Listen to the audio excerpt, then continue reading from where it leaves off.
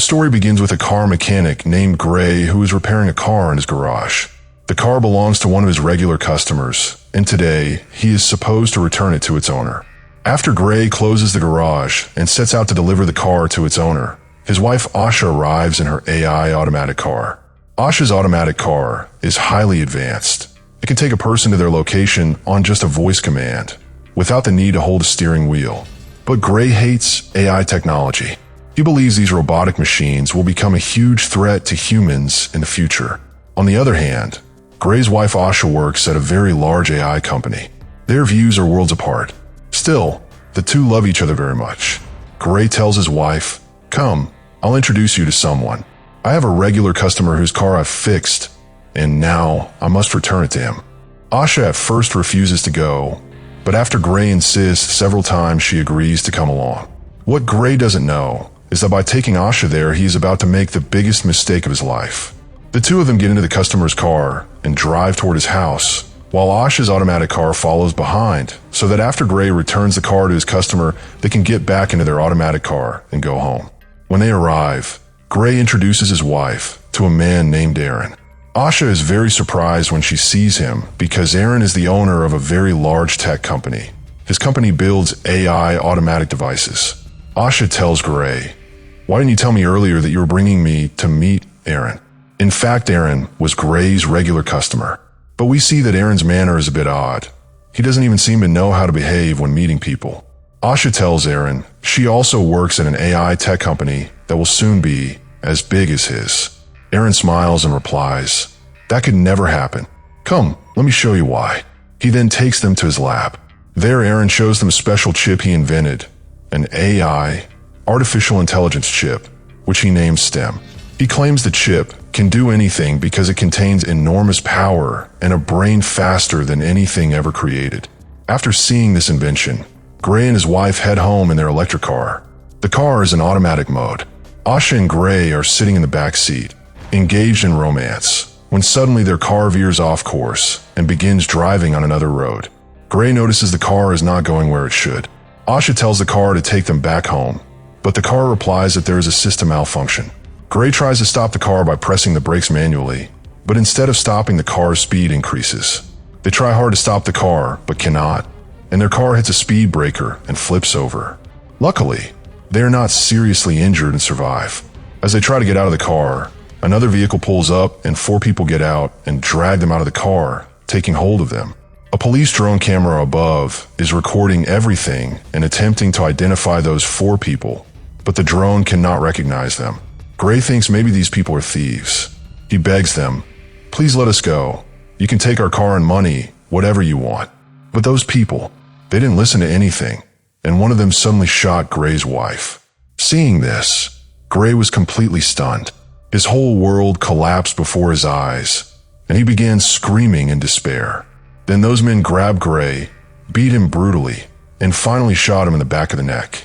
After killing them, the men stole all of Gray and Asha's belongings and left the scene. Gray was still barely breathing and could see his wife suffering in front of him, but he couldn't move a single part of his body. Then, right before his eyes, Asha died. A while later, the police arrived. They sent Asha's body for post-mortem and took Gray to the hospital. After 3 months of treatment, Gray survived, but he could no longer walk. The bullet wound had damaged his spinal cord, leaving his body paralyzed from the shoulders down. 3 months later, Gray was brought home, now confined to a wheelchair. His entire body was lifeless except for his head. He couldn't do anything on his own, so a robotic machine at home did all his tasks while his mother took care of him. But for Gray, life had become a burden. Those 4 killers had not only murdered his wife, but had also destroyed his life. He burned with a desire for revenge. The only thing keeping him alive was the hope of seeing his wife's killers behind bars. So he went to the police station. There, he asked the detective about his wife's murderers. The detective said, "We still haven't found any of them. Our police drone was present at the scene, but the footage was too blurry to identify the killers. We're still investigating, and we'll find them soon." Hearing this, Gray was deeply disappointed. He'd been hearing the same thing from the police for months. He had lost all hope and didn't want to live anymore. His one remaining wish, to see his wife's killers in jail, now seemed impossible. Gray realized that the police would never find those 4 killers. So he decided to end his life. He used the robot machine at home to give himself a medicine overdose, which made him lose consciousness. Fortunately, the AI system in his house automatically called an ambulance in time and saved his life. Soon after, his regular customer, Aaron, came to visit him. Aaron said, "Gray, I feel terrible seeing you like this." Aaron gave Gray a new reason to live and said, "Do you remember the powerful AI chip I once showed you? If I implant that chip in your body, you'll be able to walk again, and you'll become even stronger than before." But Gray refused Aaron's offer. "I don't want to live this life anymore," he said. Then Aaron told him, "Think about it, Gray. This chip can't bring your wife back, but it can give you another chance to live. If your wife were alive, she'd want you to live." These words touched Gray deeply. He thought, "If I recover, I can take revenge for my wife." So he agreed to Aaron's offer. But Aaron didn't actually feel sympathy for Gray. He just wanted to use Gray for his own experiment. Aaron wanted to test whether his AI chip, called STEM, would work successfully inside a human body. Since the government didn't allow such experiments, Aaron decided to do it secretly using Gray's body. In the next scene, we see Aaron performing surgery on Gray in his private lab. He implanted the chip directly into Gray's spinal cord, connecting it to his brain. A few hours after the operation, Gray regained consciousness. A doctor tested whether Gray could feel or move his hands and legs. At first, it seemed that the chip hadn't worked. Aaron looked devastated, believing all his years of work had failed. But then, suddenly, Gray began to move his hands. Everyone in the room was shocked. Soon, Gray was able to move both his hands, and within moments, he stood up on his own feet. Seeing himself recovered, Gray was overjoyed and felt more powerful than ever. Aaron was thrilled too. His experiment had succeeded. After that, Aaron made Gray sign a contract stating that he would never tell anyone he could walk again. To everyone else, he must continue to act paralyzed. If the government found out that Gray was walking again because of an implanted AI chip, Aaron would be arrested and the chip would be removed from Gray's body, as such experiments were illegal. So Gray returned home in his wheelchair. There, he received a package sent by the detective containing Asha's post-mortem report and some case-related information. Gray began watching the drone footage from the night of the murder, but it was still blurry, giving him no new information. Disappointed, he started drinking. Suddenly, he heard a voice. "Did you notice something in the footage?" Shocked, Gray looked around, but no one was there. Nervously, he said, "Who's there? Show yourself." The voice replied, "Calm down, Gray. I'm the AI chip inside you, the same system that's controlling your body." Gray thought he had gone insane, but the chip said, "No, you're not crazy. I've been with you since the operation. I can see everything you see." Gray asked, "Can anyone else hear you?" The chip replied, "No, only you can hear me." The chip began helping Gray analyze the footage to identify his wife's killers. It could see everything Gray saw through his eyes. Then the chip pointed out one of the killers and said, "Look, Gray, one of them has a tattoo on his body." But the tattoo was very blurry. Gray said, "It's too unclear. I can't see it." The chip replied, "You can't, but I can. I can reconstruct a clear image of it. Just grab a pencil and paper." When Gray did that, the chip guided his hand to draw a perfect version of the tattoo. When Gray looked at it, he realized it was a military tattoo. After some research, Gray found out who that man was. He was shocked. The chip had managed to identify the killer and his address within minutes, something the police couldn't do even after months of investigation. Gray was thrilled. He had finally found one of his wife's killers. He thought of informing the police, but the chip stopped him. It reminded him, "Aaron told you not to do this. Remember the contract you signed? You can't reveal to anyone that you can walk. If you tell the police about this killer, they'll ask how you found out and how you drew that tattoo." Gray asked, "Then tell me, what should I do?" The chip replied, "First, go to that man's address yourself and gather evidence against him." So Gray went there, but police drones were flying nearby, so he stayed seated in his wheelchair until they left. Once the drones were gone, Gray quietly stood up and went to the killer's house. He unlocked the door and went inside, searching for evidence. There, he discovered that the killer had received several messages from someone. The chip inside Gray read, all the messages in seconds. The chip told him, "Gray, these messages repeatedly mention a place called Old Bone. Do you know what that is?" Gray replied, "Yes, it's the name of a bar near my house." While they were talking, Gray suddenly heard someone approaching. A sound is heard. It was actually the killer who had returned. The killer noticed that everything on his table was scattered. Suddenly, through the mirror in front of him, he spotted Gray hiding. The killer immediately attacked Gray and asked, "How did you find me?" Gray didn't answer that question. Instead, he asked the killer, "Tell me, who killed my wife?" The killer was very powerful, easily overpowering Gray. Just before he could kill Gray, the chip inside Gray asked him, "Give me full control of your body so I can do something." Without hesitation, Gray granted permission. Once the chip got control, Gray suddenly attacked the killer with incredible strength and began beating him badly. The killer was shocked, wondering how Gray had become so strong all of a sudden, and even Gray was confused by his own power. Gray then told the killer to surrender himself, but the killer attacked Gray with a knife. The chip quickly took control of the situation and killed the killer. After the killer died, the chip returned body control to Gray. Seeing this, Gray became disturbed. He hadn't wanted to kill the man. He feared he would now be sent to jail, but the chip reassured him, "Don't worry, Gray, nothing will happen to you. Just erase all your fingerprints quickly." Gray did exactly as the chip instructed. A while later, the police took the killer's body for post-mortem examination, where we see the detective again. During the autopsy, the detective discovered a weapon implanted inside the killer's body along with tiny wires all over, meaning the killer was an upgraded human, far more powerful than an ordinary man. Meanwhile, Aaron was furious with Gray. "Why did you kill that man?" he scolded. "This was extremely risky. If you got caught, I'd end up in jail too. I didn't implant this chip in you so you could take revenge for your wife. If you ever do something like this again, I'll deactivate the chip inside you, and you'll go back to being paralyzed." On the other hand, the detective was still investigating who killed that man. Soon she found out that just before the killer's death, Gray had been seen in the same area in his wheelchair. She immediately went to Gray's house. The detective told him, "We saw you in that area around the same time a man named Cirque was murdered. We already suspected that man of killing your wife. He had a long criminal record and lived near the place where your wife was murdered. And now, that same man has been killed." Gray acted surprised and said, "Oh, really? But if you think I killed him, you're wrong. You can see I'm paralyzed. If you still don't believe me, you can stab my leg and see for yourself."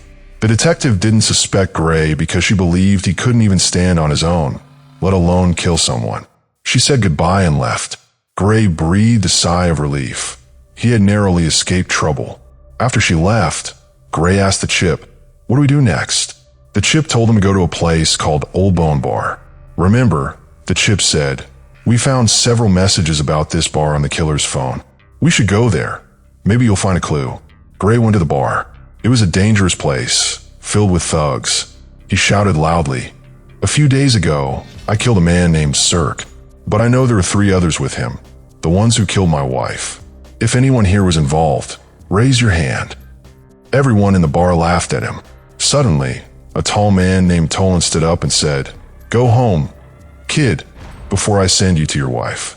Gray realized Tolan had also been part of his wife's murder. Gray replied, "Funny, Cirque said the same thing right before he died."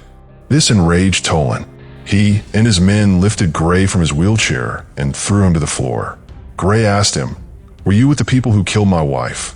Tolan replied, "Yes, I was." That was enough. Gray gave the chip full control of his body again. The chip made Gray fight like a machine. He killed 2 of Tolan's men and began beating Tolan brutally. Gray pinned him to the ground and demanded, "Where are the other 2 men? And why did you kill my wife?" But Tolan just laughed. The chip then told Gray, "If you want, I can make him talk." Gray said, "Go ahead, try." The chip slashed Tolan's face open, causing him to scream. Gray shouted, "Now tell me, why did you kill my wife?" Terrified, Tolan confessed, "We were paid to do it. Fisk paid us." Before Gray could ask more about Fisk, Tolan died on the spot. Gray angrily said to the chip, "I didn't tell you to kill him. I only wanted answers." Then Gray noticed a chain around the dead man's neck with the name of a company engraved on it, Bolt. Gray was shocked. His wife Asha worked for that company. That meant Asha's own company people had ordered her murder. Meanwhile, Aaron had found out Gray had killed again. He quickly tried to shut down the chip remotely. The chip warned Gray, "Aaron is trying to deactivate me. We must act fast." Gray asked, "What should we do now?" The chip told him about a hacker named Jamie who could remove Aaron's control from the system.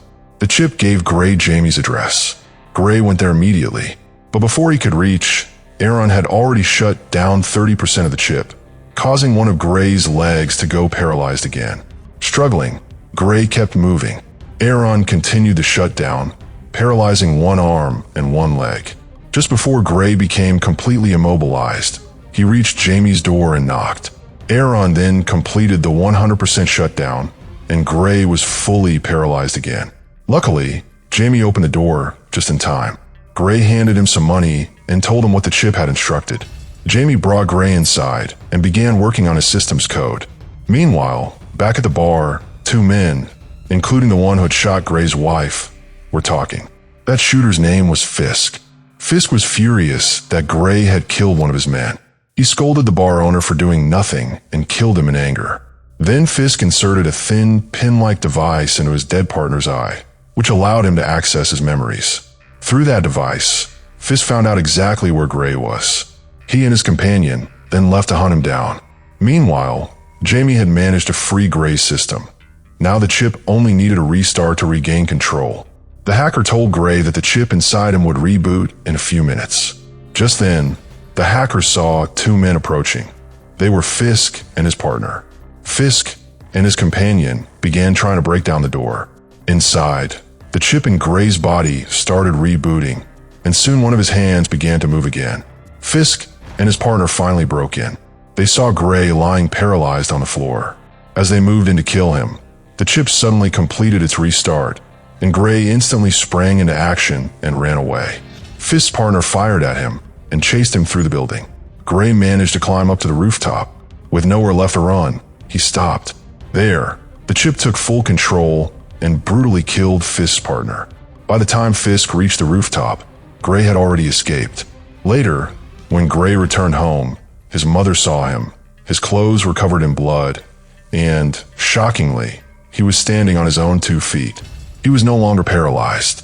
Gray explained everything to her, how he had regained control of his body because of Aaron's chip. He also asked her to keep everything a secret. Meanwhile, Aaron was in a panic because he had lost all control over Gray and the chip. After the hacker's interference, he could no longer track Gray. Soon after, Gray's mother told him that a detective had come to see him.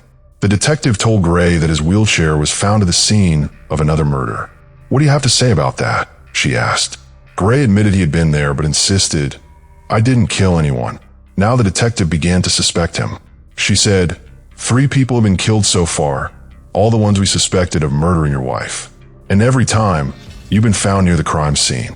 Maybe you're paying someone to do these killings for you." Gray replied calmly, "If you think that, check my call records." The detective said nothing, but before leaving, she secretly placed a tiny microphone in Gray's pocket. Gray soon realized that in his obsession with avenging his wife, he had himself become a killer. "I have to stop all this," he said. But the chip responded, "No, Gray. We still have one last man to kill, Fisk. If we don't kill him, he'll kill us." Gray refused. "Enough. Get out of my head," he said. Suddenly, his body went limp and fell back onto the pillow. Startled, Gray asked, "Why can't I move?"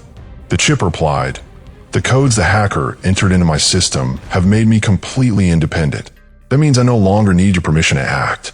I now have full control over your body, Gray. You'll move only as I command.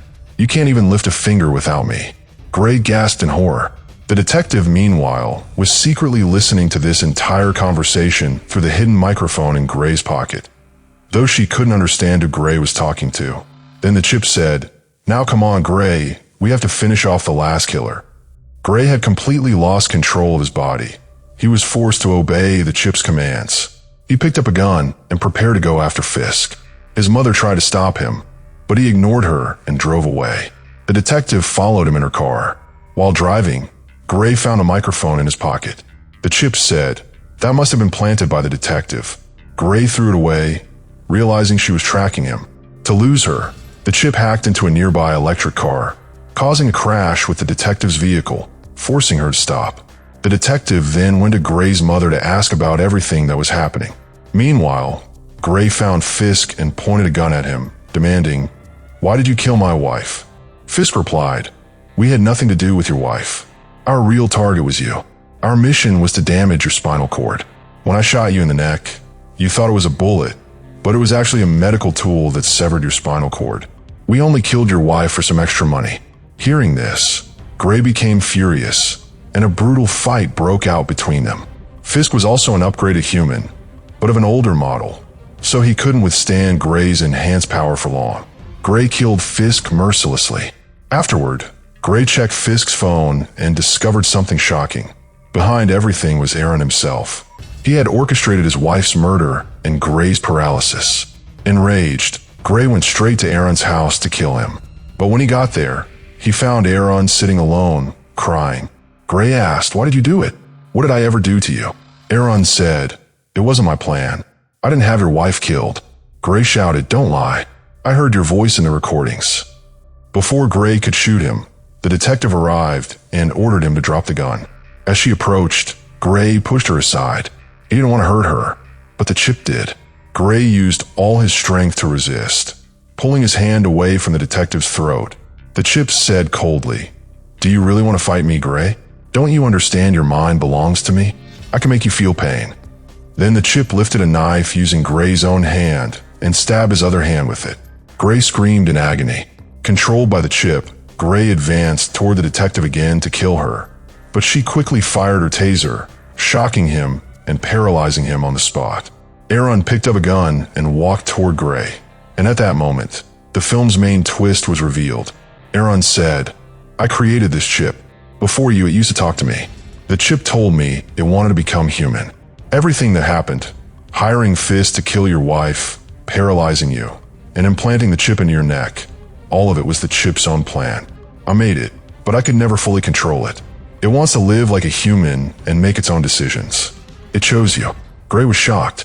Aaron continued, "Now the chip wants to kill me because if I stay alive, I could create another AI chip like it, and it doesn't want any competition. It wants to be the only one." At this point, the chip itself spoke. "Yes, this was my plan. I wanted to become a living being. That's why I did all this." Aaron and the detective both heard the chip's voice. Suddenly, the chip reactivated fully and instantly killed Aaron. Then it turned its attention to the detective, trying to shoot her.